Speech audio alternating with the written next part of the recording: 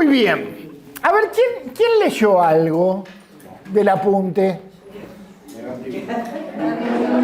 ¿Qué? Bien, bien, pero por lo menos... ¿Alguien más leyó? Allá... Muy bien. Vita que se sienta atrás, que es la más liera. Vita lee. La otra clase no entendí nada porque llegué.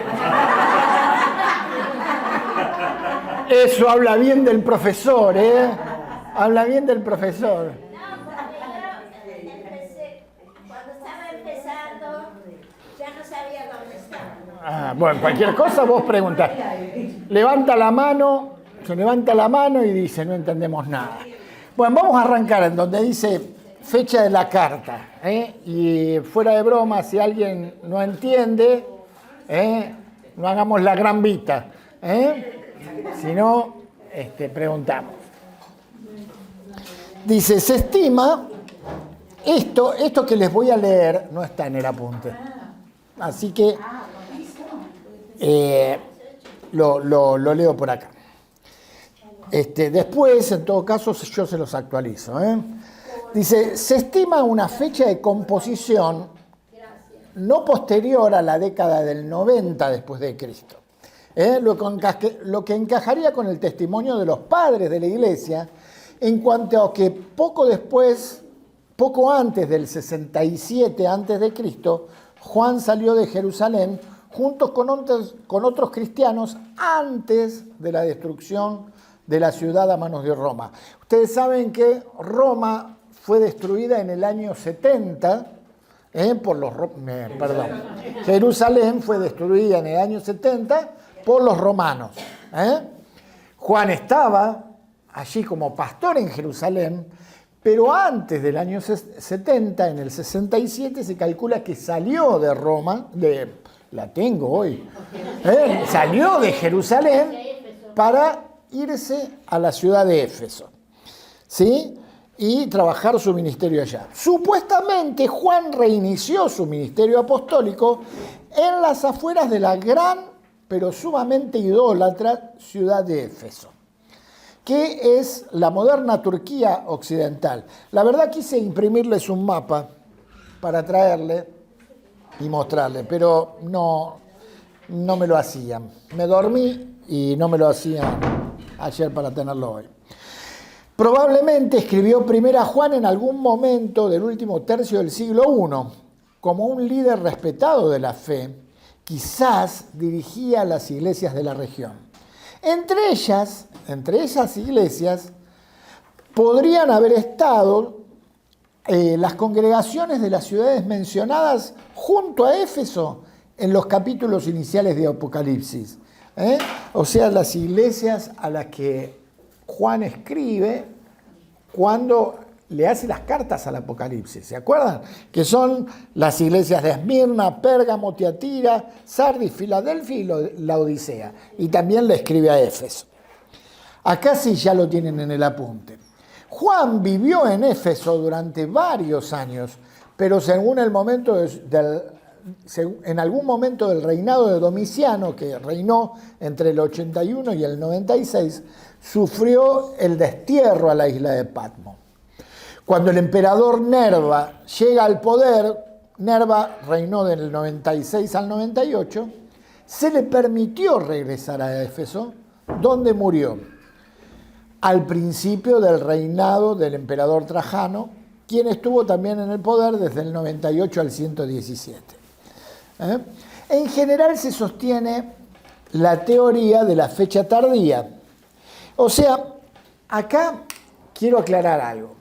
Siempre que estudiemos vamos a ver las distintas opciones que los eruditos, que los estudiosos piensan que pueden haber sido las situaciones, porque en realidad no tenemos la certeza de cómo fue o de cuándo fue que se escribió, ¿no es cierto? Entonces, acá siempre estamos viendo lo que opinan algunos y después lo que opinan otros, ¿no?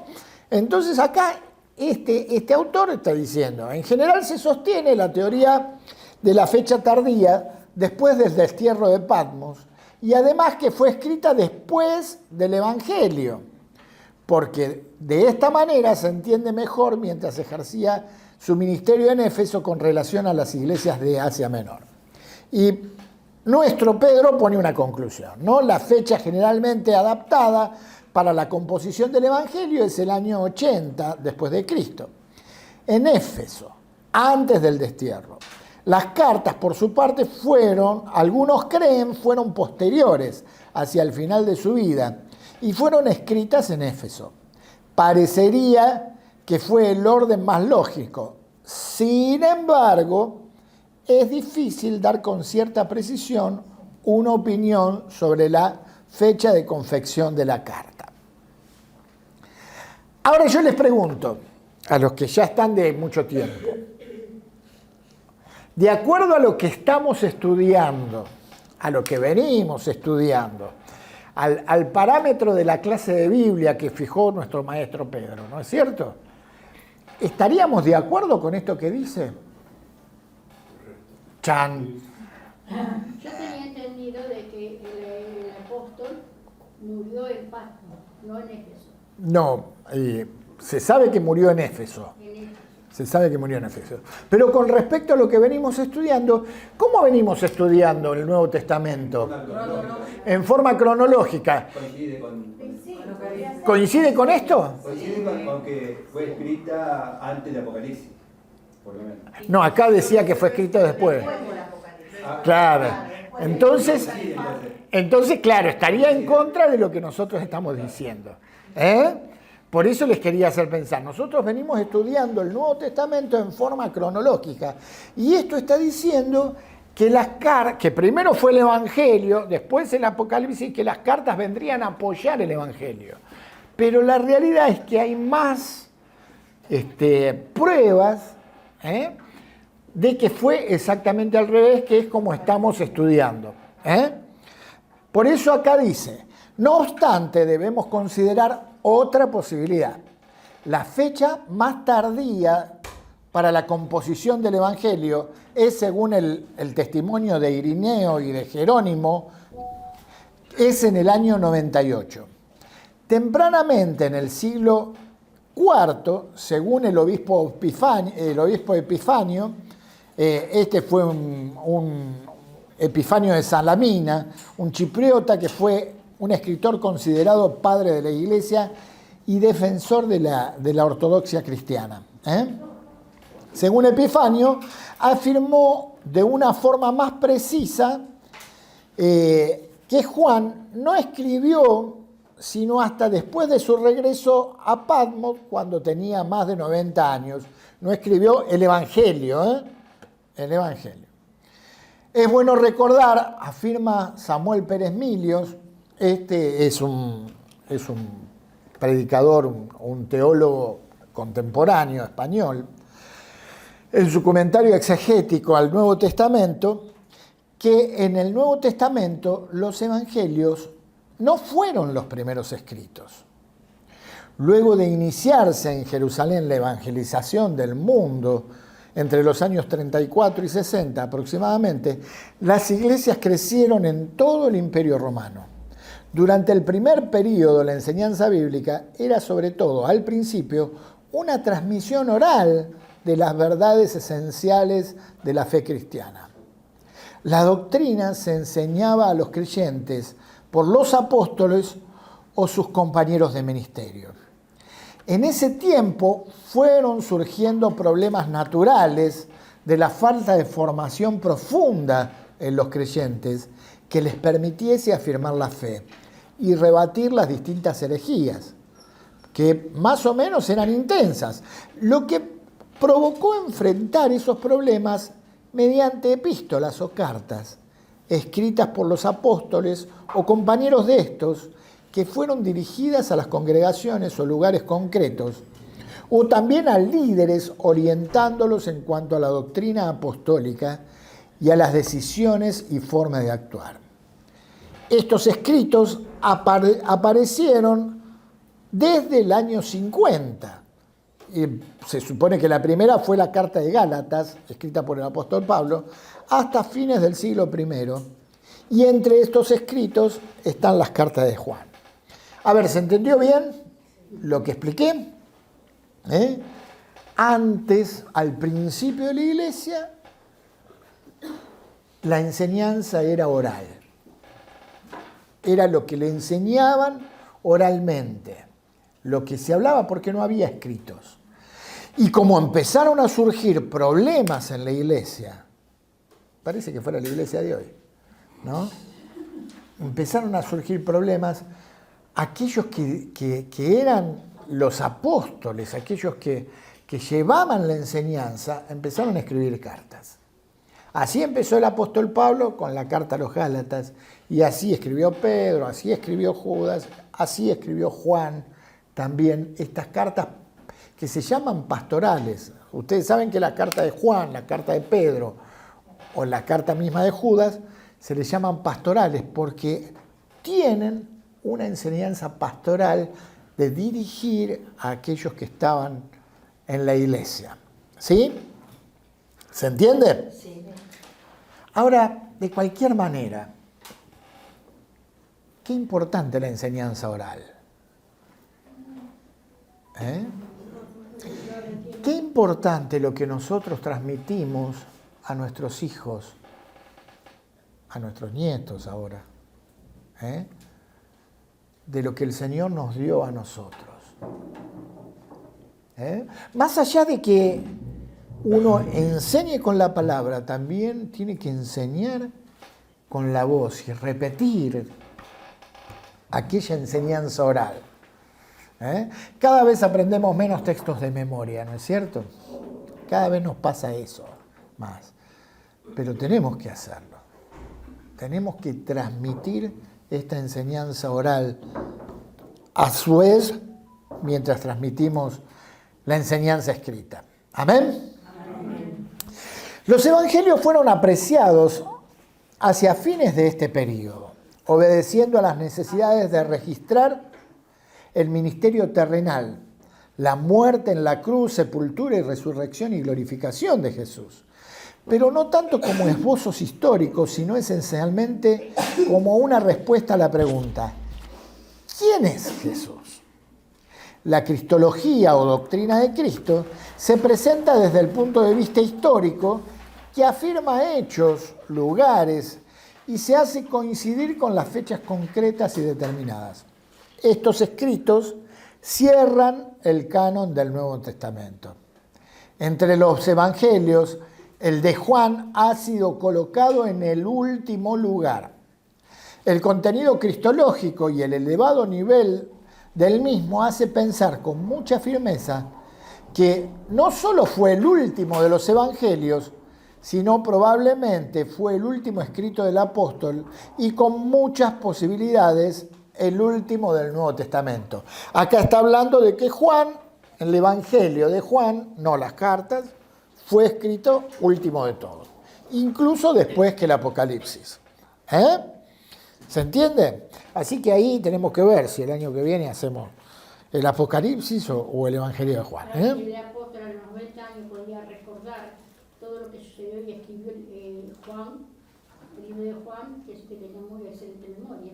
Y la verdad que sí, sin duda tenía esa capacidad. El Evangelio no lo hace como un relato histórico. Ustedes saben que Juan, ya de su teología estaba muy desarrollada y ordena muy bien su libro, ¿no? Con lo yo soy de Jesús. Entonces, si bien es un evangelio, es diferente a los primeros tres, que son más narraciones históricas y algún discurso de Jesús. Está mucho más elaborado teológicamente, porque también habían cambiado los tiempos y ya estaba todo este tema del gnosticismo, con la idea de la sabiduría, del conocimiento, de los estratos para llegar a Dios. Entonces el libro de Juan es totalmente, en su teología diferente a la presentación de Mateo, Marcos y Lucas. Y ahí vemos un desarrollo, había pasado tiempo y hay confirmación de que se había desarrollado la teología. Por eso se evalúa que haya sido el último evangelio que se escribió. Tal cual. Y es totalmente distinto a los otros evangelios. Juan habla de discursos, Se basa todo el Evangelio de Juan, se basa en 7 discursos del Señor Jesús, ¿no? 7 discursos hablando con distintas personas, ¿no? De distintas formas. Y es hermoso, lo vamos a estudiar también. Presentándolo como el verbo de Dios, por ejemplo. Presentándolo al Señor Tal como cual. el verbo de Dios. Y si ustedes se fijan, tanto la primera carta de Juan, después lo vamos a ver, como el Evangelio, empieza hablando del verbo. Así que esa es una confirmación más de que Juan fue el que escribió tanto las cartas como el Evangelio. Vamos con la conclusión. Dice, puede considerarse con muchas posibilidades que Juan escribió primero el Apocalipsis para narrar las revelaciones recibidas en Patmos. En el libro se registra la visión del Señor glorificado, que se manifiesta con toda majestad y gloria que le son propias, comunicando a su siervo Juan asuntos escatológicos que alcanzan hasta el final de los tiempos y a la creación de cielos nuevos y tierra nueva. En el primer capítulo de Apocalipsis, unido a las circunstancias que se estaban dando en relación con la doctrina de Jesucristo, que algunos cuestionaban, negando la verdad de la plena deidad, debió llevar a Juan a escribir su evangelio. De ahí que las cartas pudieron ser los primeros escritos de Juan. Y esto es lo que, en lo que nos basamos nosotros, por eso estamos estudiando las cartas de Juan, siguiendo el orden cronológico de cómo fue escrito el Nuevo Testamento. ¿Sí? Cualquier duda, preguntan, Sí, Gloria. Primero serían las cartas, 1, 2 y 3, luego el Apocalipsis. Sí. Luego el Apocalipsis y después el Evangelio de Juan. Muy bien, ocasión de la carta. Acá estamos listos con la Biblia. Alguien que busque 1 Juan 1:4, otro 1 Juan 2:1 y otro 1 Juan 5:13. ¿Quién tiene? 1 Juan 1:4. Allá, Ezequiel. 1 Juan 2:1, Sandra. Y 1 Juan 5:13, Graciela. Muy bien. Dice, la mayoría de los autores acepta que a pesar del fuerte contenido polémico, las cartas de Juan son consideradas escritos pastorales. Tienen principalmente en vista el desarrollo de la vida cristiana y así define su propósito en, ¿qué dice 1 Juan 1:4? Estas cosas os escribimos para que vuestro gozo sea cumplido. Muy bien, vuestro gozo sea cumplido. 1 Juan 2:1, ¿qué dice? Hijitos míos, estas cosas os escribo para que no pequéis. Y si alguno hubiere pecado, abogado tenemos para con el Padre, Jesucristo el justo. Muy bien, ¿y qué dice? Para que no pequéis, ¿no? ¿Y qué dice 1 Juan 5:13? Les he escrito estas cosas a ustedes, que creen en el nombre del Hijo de Dios, para que sepan que tienen vida eterna. Fíjense qué concreto que era Juan. Les escribía con propósitos concretos. Primero, para que vuestro gozo sea cumplido. A ver, lo que escribió Juan a aquellos cristianos, nos lo dice a nosotros también. El Señor vino con un propósito y es que tu gozo sea cumplido. Es que tu gozo, que tengas gozo, que vivas en el gozo del Señor. Y no podés olvidarte de esto. Él te cambió, te transformó. No dejes que las cosas de todos los días te quiten el gozo del Señor. Dice Juan que les escribió, ¿para qué? Para que vuestro gozo sea cumplido. Algo que se cumple es algo que está hecho. Dios pagó para que tengas un gozo cumplido, un gozo hecho, un gozo vivido en tu vida. Pero también dice, ¿para qué? Para que no peques. ¿Sabes que la santidad es parte de nuestra vida? Es parte de lo que Dios quiere para nosotros. Y hoy se vive un cristianismo con una santidad devaluada, donde muchas cosas se pasan por alto. Pero acá Juan dice, les escribo para que no pequen, para que no se olviden que el Señor pagó para que ustedes sean santos. ¿Sí? No con una santidad devaluada, sino para que realmente vivamos una vida en santidad. Dice, les escribo para que no pequen. Y Juan 5:13 dice, para que sepa que tienen vida eterna. Qué bárbaro, ¿no? Cosas que nosotros tenemos que olvidar. Y me encanta cuando Gustavo, nuestro pastor, nos dice, a ver, la eternidad ya la estás viviendo. Tenemos que vivir sabiendo que ya estamos en la eternidad del Señor. Porque Él nos dio vida y nos dio vida eterna. Y esa vida eterna está ahora. No es cuando nos morimos. No. Su eternidad la tenemos que empezar a disfrutar ahora. Ese concepto a mí me voló la cabeza. Cuesta entender que hay una continuidad de vida. Tal cual. La muerte no es una muerte, es una muerte física en el cuerpo, pero la vida continúa. Esto nos cuesta muchas veces, por eso es el fuerte del cristiano. Saber que si se nos va algún familiar, saber que lo vamos a volver a ver, si es un hijo de Dios y que vamos a compartir con él pronto, ¿no? Porque la vida continúa. Es un frasquito el abandono del cuerpo, ¿sí? Yo le digo una mudanza. Una mudanza donde el día de mañana nos encontramos con todos aquellos que forman parte de la familia de Dios, que vamos a seguir disfrutando.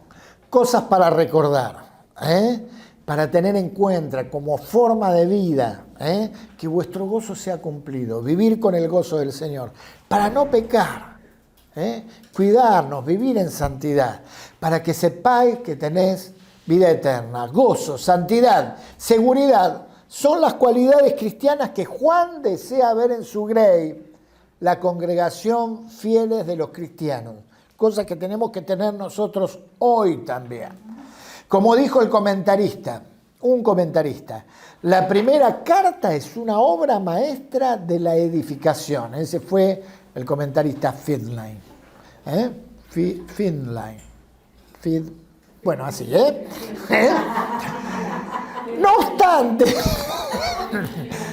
No obstante, tenía un propósito apologético. ¿Qué es apologético? ¿Recuerdan? Polémico o de defensa. La apología es la defensa también, la defensa de una doctrina. Y Juan estaba defendiendo el Evangelio. No se trata de un escrito teológico abstracto, sino un escrito hecho para una situación particular y urgente de la Iglesia. Esta situación tiene que ver con la propaganda insidiosa y hereje de ciertos maestros. Dice, para que no os engañen.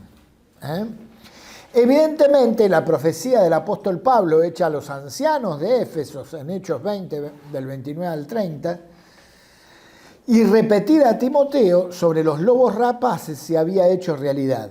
El mismo Señor Jesucristo había profetizado lo mismo. Y Juan lo escribe con 3 expresiones que llaman la atención. A ver, ahí, vamos a buscar. Yo quiero que busquemos. Primera Juan 4:1, uno que busque, otro que busque Primera Juan 4:1 al 6. Bueno, es el mismo. Segunda Juan 7 y otro Primera Juan 2:18 y 22. Y otro yo leo Primera Juan 4:3. Primera Juan 4:1. ¿Quién lo tiene? Yo, del 1 al 6 leo, ¿no? Sí, lee del 1 al 6. Queridos amigos, no les crean a todos los que afirman hablar de parte del Espíritu. Pónganlos a prueba para averiguar si el Espíritu que tienen realmente proviene de Dios, porque hay muchos falsos profetas en el mundo. Hasta es la manera en que sabemos si tienen o no el Espíritu de Dios. Si una persona que afirma ser profeta reconoce a Jesucristo, vino en un cuerpo humano, sea persona, tiene el Espíritu de Dios. Pero si alguien afirma ser profeta y no reconoce la verdad acerca de Jesús, aquella persona no es de Dios. Tal persona tiene el espíritu del anticristo, del cual ustedes oyeron que viene al mundo y de hecho ya está aquí. Pero ustedes, mis queridos hijos, pertenecen a Dios. Ya lograron la victoria sobre esas personas, porque el espíritu que vive en ustedes es más poderoso que el espíritu que vive en el mundo. Esas personas pertenecen a este mundo. Por eso hablan desde el punto de vista del mundo, y el mundo les presta atención. En cambio, nosotros pertenecemos a Dios, y los que conocen a Dios nos prestan atención. Como ellos no pertenecen a Dios, no nos prestan atención. Así es como sabemos si alguien tiene el espíritu de verdad o el espíritu del mal. Bueno, acá nos habla de que hay falsos profetas. ¿Qué dice 2 Juan 7? Hermanos, no os escribo mandamiento nuevo, sino el mandamiento antiguo que habéis tenido desde el principio. Este mandamiento antiguo es la palabra que habéis oído desde el principio. No sale igual. A ver. Porque debe ser primera de Juan, no segunda. Segunda de Juan dice, porque muchos engañadores han salido Ahí. por el mundo, que no confiesan que Jesucristo ha venido en carne. Quien esto hace es el engañador y el anticristo. Ahí está, sí, 2 Juan 1.7 era. ¿Y qué dice 1 Juan 2.18? Engañadores. 2 Juan 1.7. Leyó primera Juan y en realidad que habla de engañadores es segunda Juan. Claro, 2 Juan 1.7. Y 1 Juan 2.18. Queridos hijos, llegó la última hora. Ustedes han oído que el anticristo viene y ya han surgido muchos anticristos. Por eso sabemos que la última hora ha llegado. ¿Y el 22? ¿Verdad? Dice así: ¿quién es un mentiroso? El que dice que Jesús no es el Cristo. El que niega al Padre y al Hijo es un anticristo. Qué verdad. Y 1 Juan 4.3 dice, pero si alguien afirma ser profeta y no reconoce la verdad acerca de Jesús, aquella persona no es de Dios. Tal persona tiene el espíritu del anticristo, del cual ustedes oyeron que viene al mundo y, de hecho, ya está aquí. Entonces, las tres expresiones con las que Juan llama la atención su origen diabólico es que son falsos profetas, que hay falsos profetas, que hay engañadores y que hay anticristos, lo llama acá. ¿Cómo nos damos cuenta de esto? Chan. ¿Por qué no creen en Jesús? Bien. Por ejemplo, los testigos de Jehová que vienen vinieron con el tema de que iban a celebrar La Pascua. la Pascua de Jesús, y resulta que ellos no creen que es él. No creen que es el Hijo. Entonces, Bien. es el Señor, que Claro. es Dios y que forma parte de la Trinidad. Bien, pero yo lo que pregunto es, ¿cómo nos damos cuenta cuándo son anticristos? O engañadores, o falsos profetas. ¿Cómo nos damos cuenta? Por su fruto lo conoceréis. Por su fruto. Bien, ¿cómo más? Tenemos que conocer la Biblia. ¡Ahí está! Si no sabemos la palabra, ¿cómo nos vamos a dar cuenta? Necesitas estudiar la palabra. Y también conocer la doctrina de ellos, de las que vienen. Está bien, pero uno necesita conocer primero lo suyo. Uno necesita conocer la palabra. Discernimiento de Claro. Porque también, perdón, Mónica, porque también estos falsos profetas usan la palabra, pero no toda. O le cambian la palabra. O le cambian. Entonces nosotros tenemos que saber de qué estamos hablando. Tal cual. ¿Saben? Que la Biblia que usa los testigos Yo traje la Biblia que usan los testigos de Jehová para ver las diferentes y comparar. Sí, a veces una puntuación, una coma, una palabra fuera de cambia el sentido. La Reina Valera. Nosotros tenemos que tener el conocimiento. Y esto que estamos haciendo nos ayuda a encontrar, a darnos cuenta, a tener discernimiento sobre los que son falsos profetas, sobre los engañadores, sobre los anticristos. Pero yo quiero que tengamos noción de esto. Nosotros tenemos el Espíritu Santo. Y el Espíritu Santo te marca en tu interior. Te lo dice en tu interior. Y tenemos que aprender a escuchar la voz del Espíritu Santo. El Espíritu Santo te dice, te muestra, te hace discernir. Y tenés que aprender a escuchar la voz del Espíritu Santo. Y esa voz se escucha cuando tenés comunión con Dios todos los días. Cuando lo buscás todos los días. Cuando procurás escucharlo todos los días. Cuando buscas su palabra, cuando buscas que te hable, cuando vos buscas que el Espíritu te hable, que el Señor te hable, aprendés a reconocer su voz. Quienes tienen hijos saben cuando grita el hijo que es tu hijo, ¿no es cierto? Y el hijo sabe escuchar la voz del padre, porque se conocen. Y nosotros tenemos que conocer la voz del Padre para darnos cuenta, para entender. ¿Amén? Amén. En un tiempo... No lo leyeron, pero dice en Juan 4:1, amado, no creáis a todo espíritu, sino probad los espíritus, si son de Dios, porque muchos falsos profetas han salido por el mundo. Tal cual. Probar los espíritus. Y para probarlos tenemos que tener conocimiento. En un tiempo eran miembros de la iglesia, pero han salido al mundo. Por esta acción de los falsos profetas, el estado espiritual de los que quedaron en la iglesia debe haber sido fluctuante e inseguro. De modo que Juan debe escribirles para reafirmarlos y fortalecerlos. Su gran énfasis está en la diferencia entre ambos tipos de cristianos, los verdaderos y los falsos, y en saber discernir entre ambos. Amén. Ahora vemos también el trasfondo doctrinal. Dice, la evidencia interna, proporcionada por las cartas de Juan, no solo muestra la existencia y actividad de falsos maestros, sino hasta cierto punto la naturaleza de su perverso sistema. Se puede descubrir tanto por las referencias directas del apóstol a sus enseñanzas, como también por el énfasis que se hace para contrarrestarlas.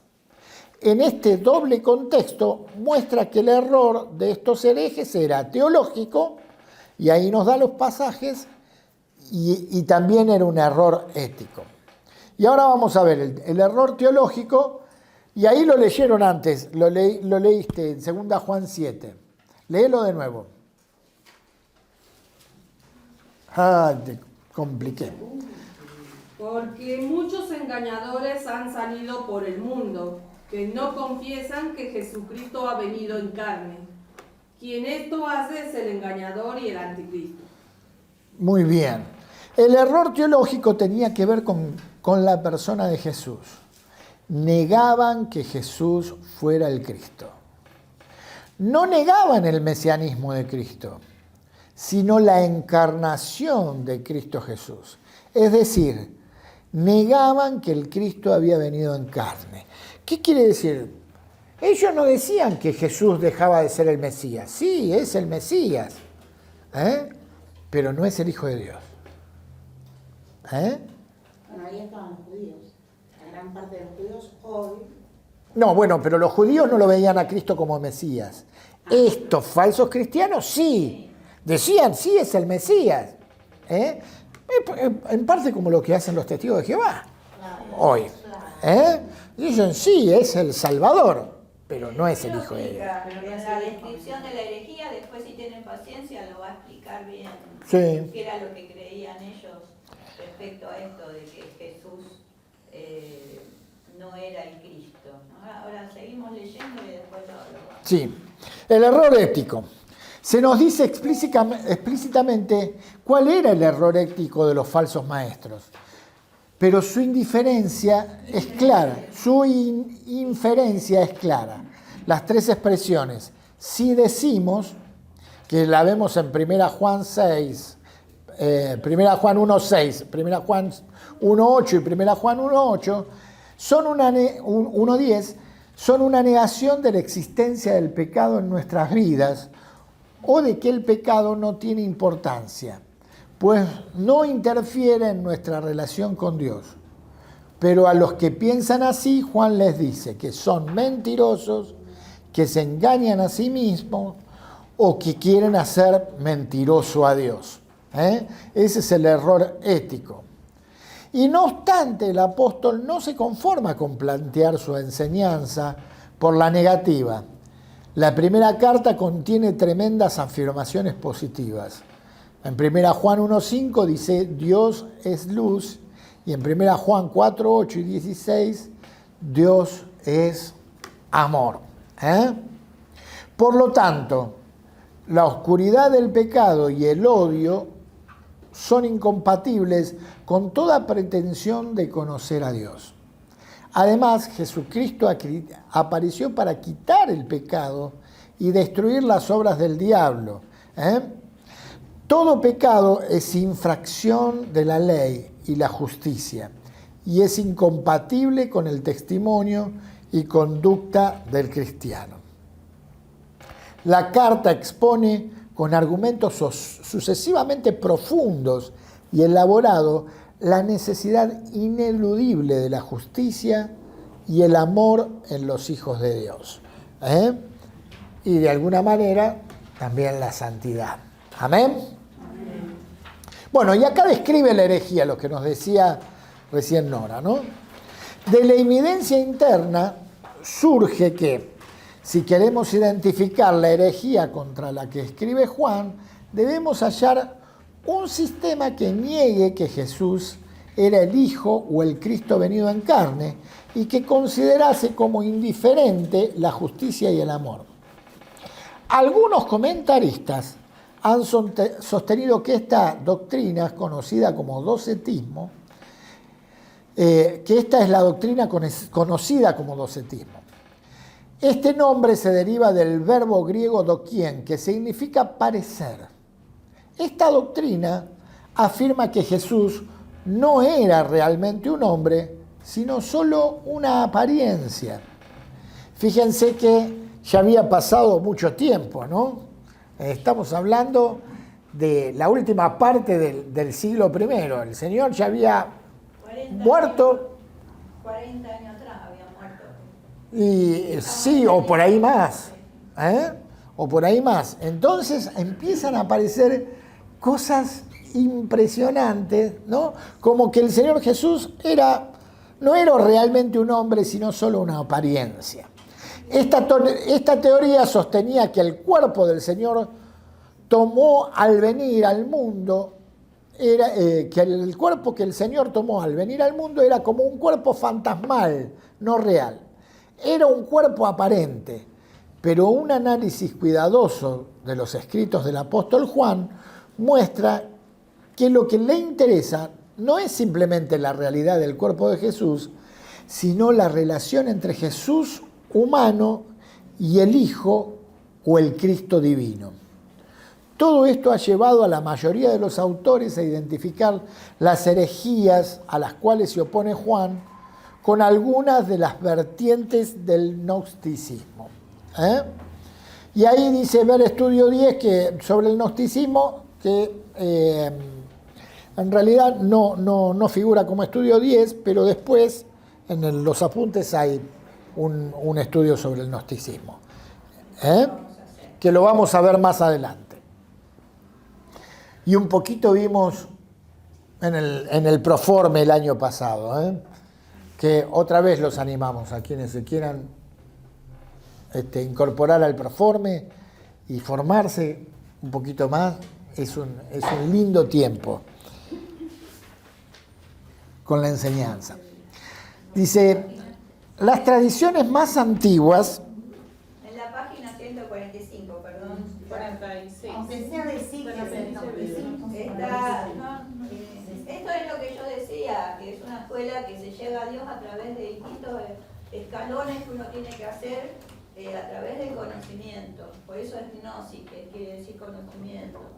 Entonces hay que llegar a determinados grados para alcanzar esa sabiduría plena y se descarta el camino de Cristo, ¿no? De nuestro Cristo que dio la vida por amor a nosotros. Por eso se descarta, como dice acá, la justicia y el amor, porque es injusto que solamente unos privilegiados que hacen énfasis en el conocimiento puedan llegar a esa máxima expresión de la cercanía a Dios, cuando justamente Cristo vino a derribar todas esas barreras.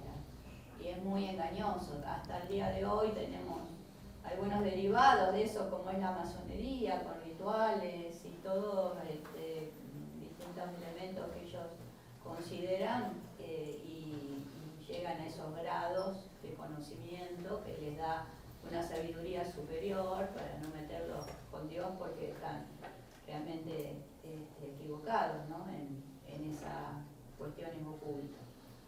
Bueno, eso es más o menos. Después, si ustedes quieren leerlos, hay material en la página, a partir de la página 145.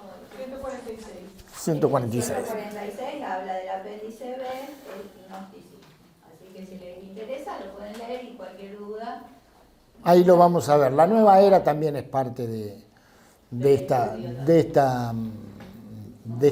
teoría del gnosticismo, que cuando la lean se van a quedar así. Es increíble que crean esto, pero bueno.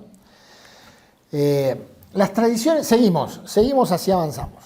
Las tradiciones más antiguas asocian la epístola de Juan con Asia, especialmente con Éfeso, y otras partes del Nuevo Testamento, como por ejemplo las cartas de Pablo a los Colosenses, Timoteo, las cartas a Pérgamo y Tiatira. Estas se encuentran en Apocalipsis 2, del 12 al 29. Es evidente que las ideas de los gnósticos habían comenzado a infiltrarse en las iglesias de Asia. Los argumentos de Juan se entienden mejor si se consideran dirigidos contra la escuela gnóstica de Cerinto. Cerinto era un gnóstico residente en Éfeso, que fue contemporáneo y adversario de Juan, y según la tradición es a quien el apóstol Juan tiene en mente cuando habla del engañador en 2 Juan 7. Acá dice primera, pero es segunda. En 2 Juan 7, corríjanlo allí. Su doctrina puede sintetizarse así. Representa a Jesús naciendo naturalmente como hijo de José y María. Era más justo, prudente y sabio que el resto de los hombres. Durante su bautismo, Cristo descendió sobre él. En forma de paloma y le permitió proclamar al Padre y hacer milagros. Al final, Cristo se apartó de él y entonces Jesús padeció y resucitó, mientras Cristo permanecía ajeno por cuanto era un ser espiritual. ¿Entendieron? Separaban Jesús con Cristo. Claro, separaban como si fueran, y como que Cristo era... No muere, el Hijo de Dios no muere, sino que en el bautismo viene, está en las enseñanzas, en los milagros, en todo, pero en el momento del final Cristo se aparta de él. Entonces Jesús, el humano, padece y resucita, pero mientras Cristo permanecía ajeno, porque ella estaba, digamos, en su gloria, digamos, no estaba ya en carne, como nosotros encarnados, pero esto totalmente quita la esencia del amor de Dios, que da a su Hijo a morir por amor. Claro, porque en sí, Jesús, el Hijo de Dios, no puede morir, o Cristo, digamos, no puede morir. Eso es lo que estaba diciendo en esencia, ¿no es cierto? Es mucho más, esto está muy resumido. La esencia del error de Cerinto era la separación del hombre Jesús del Cristo divino. Por eso ahí 1 Juan 2:22 dice, quiero leer los pasajes porque es importante. ¿Y quién es un mentiroso? El que dice que Jesús no es el Cristo. El que niega al Padre y al Hijo es un anticristo. ¿Entienden cómo? ¿Por qué es importante ir leyendo los pasajes a medida que vamos estudiando, ¿no? Juan va más allá en su refutación a Cerinto cuando describe a Jesús como Jesucristo que vino mediante agua y sangre, no mediante agua solamente, sino mediante agua y sangre en 1 Juan 5:6. La interpretación de este pasaje es que afirma que aquí el agua se refiere al bautismo y la sangre a su muerte. Las dos cosas, no solo en el bautismo, sino también en la muerte. En las cartas de Juan no hay evidencias claras de que los falsos maestros cometieran aberraciones morales como los nicolaítas, en los que habla en Apocalipsis. Pero hay mucha evidencia de que eran indiferentes a la rectitud de conducta. Perdone, acá hace una diferencia entre el error doctrinal y ahora estamos viendo el error ético. Por eso habla de las aberraciones y todo eso. Claro. Si quieren hacer una línea de separación ahí para entenderlo mejor, ponen el error ético y después empieza en las cartas de Juan, no hay evidencia. ¿Entienden? Ajá. Lo otro era relativo a lo doctrinal y ahora toca el tema de lo moral. El error ético. Maestros, estas falsas doctrinas respecto a la ética. Dice, pero hay mucha evidencia de que eran indiferentes a la rectitud de conducta. Es por eso que repetidamente Juan hace énfasis en la necesidad de la santidad de la vida y la obediencia a los mandatos de Dios. Muestra que la práctica del pecado es totalmente inadmisible en el creyente. También niega la posibilidad de una doble norma de conducta por la cual la élite está exenta de las obligaciones morales de la grey. Aquel que se considere justo solo puede demostrarlo haciendo justicia. Y ahí marca 1 Juan 3, 6 al 7. Vamos a leerlo. Dice, todo el que siga viviendo en él no pecará, pero todo el que sigue pecando no conoce ni entiende quién es él. Queridos hijos, no dejen que nadie los engañe acerca de lo siguiente. Cuando una persona hace lo correcto, demuestra que es justa, así como Cristo es justo. Amén. Quiero anotar esto que dijo Nora y lo voy a poner.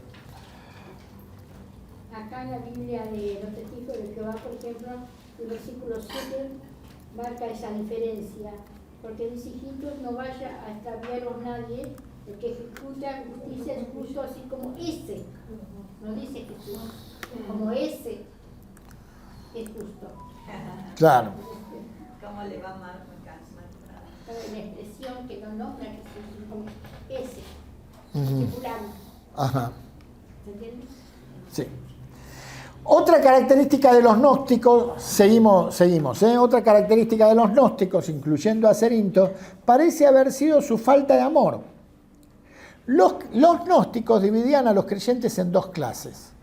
Los psiquikoi, los que nunca podían superar los límites de la vida material, que no podían acercarse a Dios, y los pneumatikoi, los realmente espirituales, que podían tener conocimiento de Dios.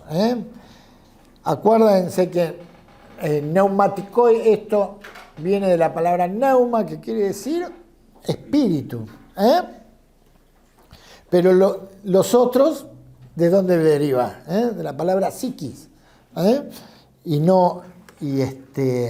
No eran espirituales, no podían acercarse a Dios. Esta visión crea una aristocracia espiritual que desprecia a los creyentes comunes. Juan ataca esta peligrosa posición afirmando que no hay categorías de cristianos, los iluminados y los no iluminados, porque Dios es luz e ilumina continuamente a todos. Dice, todos conocéis, y ahí da los pasajes, y todos habían recibido la misma unción y el mismo mensaje. Por lo tanto, no hay justificación alguna para la falta de amor entre los hermanos. Ya Pablo había escrito acerca de los peligros del conocimiento sin amor en 1 Corintios 8. Juan está en contra de la herejía cristológica, la indiferencia moral y la falta de amor. Además pone en énfasis en 3 señales del cristianismo auténtico. Por eso la conclusión es que la creencia en Jesús como el Cristo venido en carne, la obediencia a los mandamientos y el amor fraternal. Amén. Y me parece que por la hora tendríamos que terminar acá.